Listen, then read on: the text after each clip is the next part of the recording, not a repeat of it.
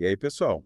Bem-vindos a mais um mergulho profundo aqui na Liturgia e Vida. Opa! Hoje a gente vai navegar pelas leituras do sábado depois das cinzas. É, Um dia especial no calendário, né? é verdade. Mesmo dentro da quaresma, tempo de penitência e introspecção. As leituras trazem uma mensagem vibrante de esperança e renovação. Hum, É como se a liturgia sussurrasse em nossos ouvidos, mesmo em meio à quaresma. A misericórdia de Deus está sempre presente e nos convida a uma transformação autêntica. é verdade. É como se a liturgia dissesse: gente, acalma o coração, a misericórdia está aqui e ela nos convida para uma transformação verdadeira. Boa. E para a gente desvendar essa mensagem, vamos dissecar as leituras. Isso. Começando por Isaías, capítulo 58, versículos de 9 a 14, em que nos fala sobre o jejum que agrada a Deus. Isaías não está para brincadeira nesse trecho, né? Não tá. O que te manda atenção nessa passagem? Sabe o que me chama a atenção? É como Isaías coloca o dedo na ferida. Ele escancara a superficialidade de jejuns e práticas religiosas vazias, né? Deus não quer só rituais externos, ele quer a mudança que parte do coração. É como se ele dissesse de que adianta jejuar se você continua tratando mal o próximo. Exato. Isaías vai além da aparência, né? Sim. Ele nos convida a destruir os instrumentos de opressão, a partilhar o pão com o faminto, a abrigar o indigente. Ele conecta a espiritualidade com a prática da justiça social, com ações concretas de amor. É forte, né? E como essa mensagem ressoa no mundo em que vivemos hoje, um mundo cheio de desigualdade, gente passando fome e violência. Pois é, né? A gente, diante de tanta dor, a gente pode se sentir impotente. É. Mas Isaías nos chama a ser agente de transformação, a agir em favor daqueles que sofrem, a lutar por um mundo mais justo. É uma chamada responsabilidade, né? Não podemos fechar os olhos para a realidade ao nosso redor. Não podemos. O jejum que agrada a Deus se manifesta no compromisso com a justiça e a solidariedade. Verdade. Que faz pensar naquela frase. A fé sem obras é morta. Exatamente. E essa mensagem se conecta com a segunda leitura. O Evangelho de Lucas, capítulo 5, versículos 27 a 32. Que nos apresenta a história de Levi, o cobrador de impostos chamado por Jesus. Lembra como a sociedade da época enxergava os cobradores de impostos. Sim. Eram considerados pecadores excluídos. Vice E Jesus quebra todos os protocolos ao se aproximar de Levi e convidá-lo para segui-lo. Tá. Um gesto radical de inclusão. Total. Imagina o escândalo que isso causou na época. Nossa! Os fariseus, que se consideravam justos e observadores da lei, criticaram Jesus por se associar a pecadores. Mas Jesus nos ensina que a misericórdia de Deus se estende a todos sem exceção. É mesmo.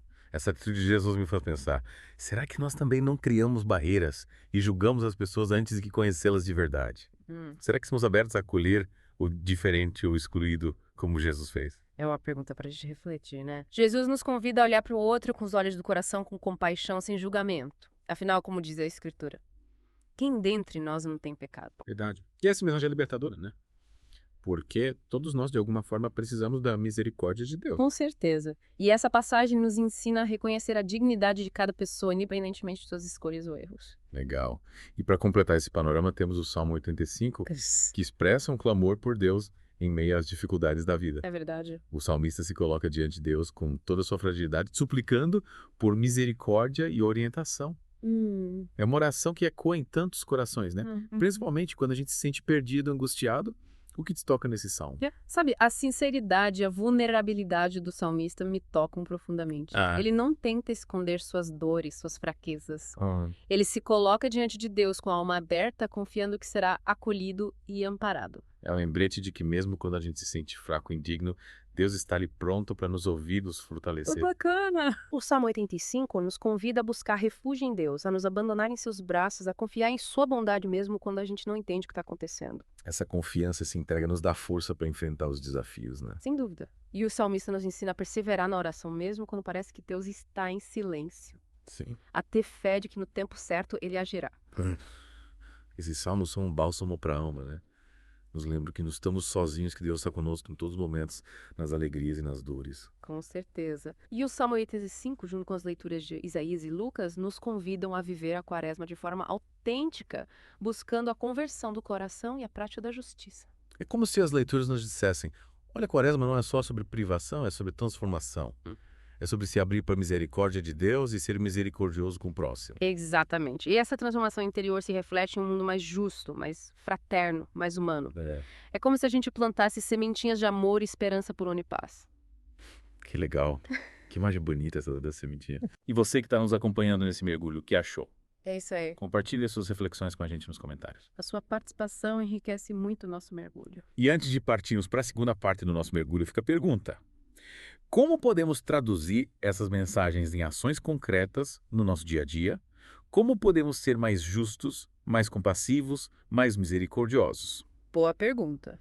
Reflita sobre essa questão e continue com a gente na próxima parte, onde vamos nos aprofundar ainda mais nesse universo do sábado depois das cinzas. Até lá. Até a próxima, pessoal.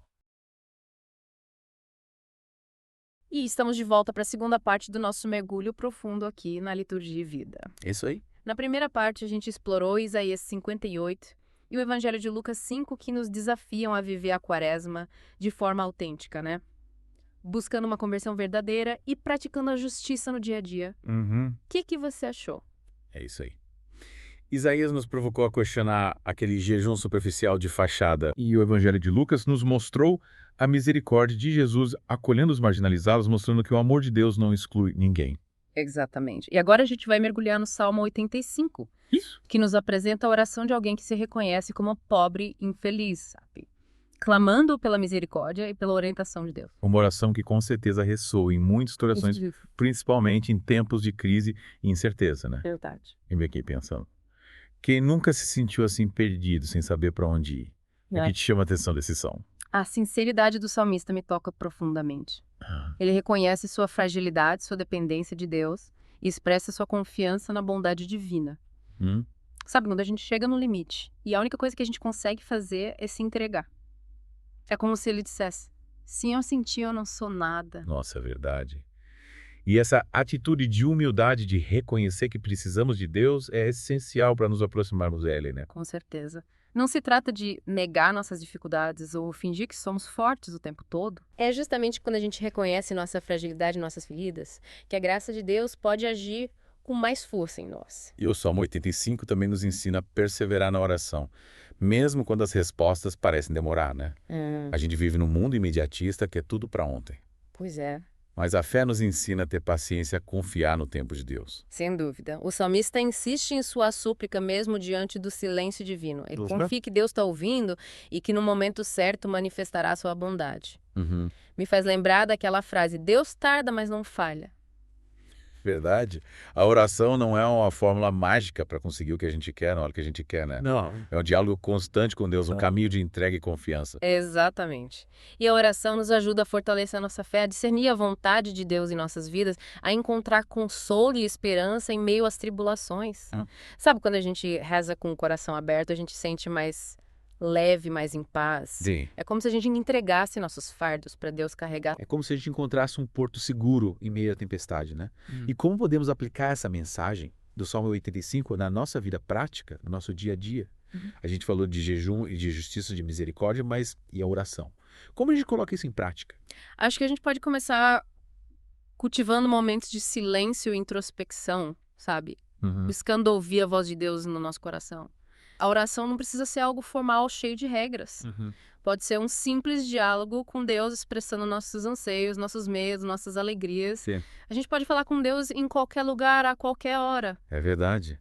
Às vezes a gente complica demais as coisas, né? E a gente acha que precisa rezar de um jeito específico, em um lugar específico. Mas Deus está em todos os lugares e Ele quer ver a nossa voz do jeito que ela é. Exatamente. E a gente também pode buscar inspiração na palavra de Deus. Sim. E meditando nos salmos, nos evangelhos, nas cartas dos apóstolos. A leitura orante nos ajuda a conhecer melhor a Deus e a fortalecer nossa fé. Ler a Bíblia com o coração aberto busca entender a mensagem que Deus quer nos transmitir, né? Sim. E não podemos esquecer da importância da oração comunitária. De nos reunirmos com nossos irmãos para celebrar a fé, compartilhar nossas experiências e nos fortalecer mutuamente. A fé se fortalece no encontro, na partilha e no apoio mútuo. É como se a gente fosse tecendo uma rede de amor e solidariedade, né? Isso. Um ajudando o outro a carregar os fardos da vida. Exatamente. A gente não foi feito para viver sozinho e isolado. A gente precisa do outro, do abraço amigo, da palavra de conforto, da força e da comunidade. Então podemos dizer que o Salmo 85 nos convida a ter uma vida de oração constante, né? Tanto individual quanto comunitária. Isso. E essa oração se torna a fonte de força, discernimento e esperança em nossa caminhada de fé. Com certeza. E essa vida de oração se conecta com as mensagens de Isaías e do Evangelho de Lucas que a gente viu na primeira parte. Quando a gente se coloca em atitude de escuta e humildade diante de Deus, a gente se torna mais sensível à sua vontade e mais disposto a agir em favor da justiça e da misericórdia. É como se a oração fosse o combustível que nos impulsiona a viver o evangelho no dia a dia, né? A nos doar aos outros, a lutar por um mundo melhor, a sermos mais parecidos com Jesus. E para aprofundar ainda mais essa reflexão, que tal a gente analisar alguns exemplos concretos de como podemos viver a mensagem dessas leituras no nosso cotidiano? Boa. Afinal de nada adianta de falar se a gente não colocar a mão na massa, né? Concordo plenamente. A Uhum. fé sem obras é morta, como diz a Escritura. Então vamos juntos buscar inspiração para traduzir a mensagem do Evangelho em ações concretas no nosso dia a dia. E você que está nos acompanhando nesse mergulho também é convidado a refletir. Como você pode viver a Quaresma de forma mais autêntica, buscando a conversão do coração e a prática da justiça? Compartilhe com a gente nos comentários suas reflexões, suas experiências, seus desafios nesse caminho de fé. Só é. A gente quer ouvir você. E não se esqueça de deixar o seu like se você está gostando do nosso mergulho. Se inscreva no canal para não perder as próximas partes e ative as notificações para saber quando a gente postar novos vídeos. Na terceira e última parte do nosso mergulho, a gente vai explorar como a misericórdia de Deus se manifesta na nossa vida e como podemos ser instrumentos dessa misericórdia para os outros. Até a próxima! Até lá. Chegamos à terceira e íntima parte do nosso mergulho aqui na Liturgia e Vida. Já exploramos tanta coisa, né? Nossa, é verdade. A importância de um jejum autêntico que move o coração e nos impulsiona para a ação. A necessidade de praticarmos a justiça no dia a dia, abrindo os olhos para as necessidades do próximo. E a beleza de uma vida de oração constante que nos conecta com Deus e nos enche de força e esperança. É verdade. A gente viu como Isaías nos provocou a questionar o jejum vazio, aquele que só serve para alimentar o ego. O Evangelho de Lucas nos mostrou a beleza da misericórdia de Jesus, acolhendo Levi, o cobrador de impostos, e mostrando que o amor de Deus não faz distinção de pessoas. E o Salmo 85 nos inspirou a buscar refúgio em Deus, a nos abandonar em seus braços, principalmente nos momentos de dor e angústia. E agora, na reta final do nosso mergulho, a gente se depara com um desafio, né? É. Como colocar tudo isso em prática. Verdade. Como traduzir esses ensinamentos em ações concretas no nosso dia a dia. É fácil a gente se sentir um pouco perdido, né? É. A gente ouve as leituras, se emociona, se inspira, mas na hora de agir a gente se pergunta por onde começar. É como se a gente tivesse um mapa na mão, mas não soubesse qual caminho seguir, né? A gente vê a meta ali na frente, mas os passos para chegar lá parecem confusos. É, mas eu acho que o segredo tá em começar pequeno, sabe? Uhum. Dá um passo de cada vez. Lembra da mensagem de Isaías. Ele nos convida a partilhar o pão com o faminto, a abrigar o indigente, a vestir o nu. Gestos simples, mas que podem fazer uma enorme diferença na vida de quem precisa. Verdade. A gente pode doar alimentos para instituições de caridade, ajudar um morador de rua com um cobertor ou uma refeição quente, separar roupas que não usamos mais para doação. São atitudes que estão ao alcance de todos nós. Exatamente. E não se trata apenas de dar coisas materiais, né? A gente pode oferecer nosso tempo, nossa atenção, nosso carinho. Sim. Eu visitar um asilo, conversar com um idoso que se sente sozinho, brincar com uma criança carente. São gestos que aquecem o coração e levam um pouco de luz para a vida do outro. Lembra da história de Levi? Jesus não ofereceu a ele bens materiais, mas algo muito mais precioso, um acolhimento, uma amizade de novo sentido para a vida. Exatamente. E o Evangelho de Lucas nos convida a olhar para o outro com os olhos de Jesus, sem julgamento, sem preconceito. A acolher o diferente, a perdoar as falhas, a estender a mão para quem precisa. Às vezes a gente se fecha tanto no nosso mundinho, né? Nos nossos problemas, nas nossas preocupações, e esquecemos de olhar para o lado, de perceber que tem gente sofrendo, precisando de ajuda. E a gente precisa começar por nós mesmos, né? A gente precisa também oferecer aos outros. É verdade. A gente não pode ser como um copo cheio d'água que se recusa a transbordar. A gente precisa deixar o amor de Deus fluir através de nós alcançar outras pessoas. E o Salmo 85 nos ensina a buscar essa força, essa orientação na oração. A gente pode fazer da oração um hábito diário, né? Um momento de conversa com Deus, de entrega das nossas preocupações, de busca de luz para os nossos caminhos. Com certeza. A oração nos fortalece, nos ilumina, nos ajuda a discernir a vontade de Deus em nossas vidas. E não precisa ser algo formal, cheio de regras. Pode ser uma conversa sincera com Deus, do jeito que a gente fala com um amigo. A gente pode rezar em qualquer lugar, a qualquer hora. Em casa, no trabalho, no ônibus, na fila do banco, O importante é abrir o coração para Deus, né? Exato. Desabafar, pedir ajuda, agradecer. Exatamente. E a gente pode buscar inspiração na palavra de Deus, né? Sim. Ler a Bíblia com atenção, buscando entender a mensagem que Deus quer nos transmitir, meditar nos salmos, nos evangelhos, nas cartas dos apóstolos.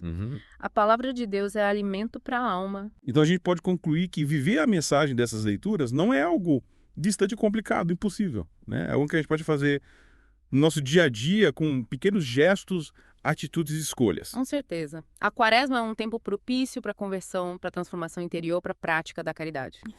Mas essa mudança não precisa se limitar a 40 dias.